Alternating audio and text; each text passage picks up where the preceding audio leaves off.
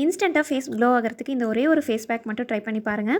எல்லா விதமான skin டைப்புக்கும் use பண்ணலாங்க. நேச்சுரலாக எந்தவித கெமிக்கல்ஸும் ஆட் பண்ணாமல் தான் செய்ய போகிறோம். எப்படி செய்கிறதுன்னு பார்க்கறதுக்கு முன்னாடி சின்னதாக ஒரு ப்ராடக்ட் அன்பாக்ஸ் பண்ணிடலாங்க.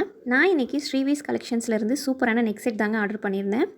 ப்ராடக்ட் வந்து சூப்பராக சேஃப்டியாக அவங்க பேக் பண்ணி கொடுத்துருந்தாங்க. நெக் செட்டோட ஃபினிஷிங் வந்து அவ்வளோ சூப்பராக இருந்ததுங்க. எனக்கு ரொம்பவே பிடிச்சிருந்தது. இவங்ககிட்ட இன்னும் நிறைய கலெக்ஷன்ஸ் அவைலபிளாக இருக்குங்க. பட்ஜெட் ஃப்ரெண்ட்லியாக நிறைய கலெக்ஷன்ஸ் அவங்ககிட்ட இருக்குங்க. அவங்களோட பேஜை டேக் பண்ணுறேன், கண்டிப்பாக விசிட் பண்ணி பாருங்கள். உங்களுக்கு இந்த நெக் செட் பிடிச்சிருக்கான்னு கண்டிப்பாக சொல்லுங்கள். வாங்க வீடியோக்குள்ளே போயிடலாம். சின்ன சைஸ் பீட்ரூட் ஒன்று எடுத்து தோல் சீவிட்டு கட் பண்ணி மிக்ஸி ஜாரில் ஆட் பண்ணிக்கோங்க. இதை மட்டும் தனியாக ஃபஸ்ட்டு அரைச்சி எடுத்துக்கோங்க. இப்போ நம்ம இந்த ஜூஸ் மட்டும்தான் நம்ம ஆட் பண்ண போகிறோம். அதனால் ஒரு ஃபில்ட்ரு வச்சு ஃபில்ட்ரு பண்ணி எடுத்துக்கோங்க.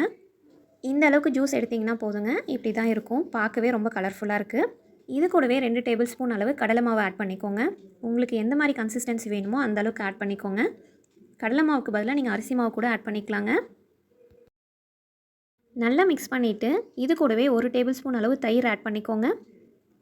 1/2 டீஸ்பூன் அளவு தேன் ஆட் பண்ணிக்கோங்க. தேன் ஆட் பண்ணலாமான்னு சில பேருக்கு டவுட் இருக்கும். கண்டிப்பாக ஆட் பண்ணலாம், ஒன்றுமே ஆகாது. கொஞ்சம் கூட கட்டி இல்லாமல் நல்லா கலந்து விட்டுருங்க. அப்போ தான் அப்ளை பண்ணுறதுக்கு சூப்பராக இருக்கும். இந்த ஃபேஸ் பேக்கை வீக்லி 3 டைம்ஸ் யூஸ் பண்ணிங்கன்னா ஃபேஸ் நல்லா க்ளோ ஆகுங்க. இந்த மாதிரி இன்னும் நிறைய வீடியோஸ்க்கு மறக்காமல் என்னோட பேஜை ஃபாலோ பண்ணிக்கோங்க.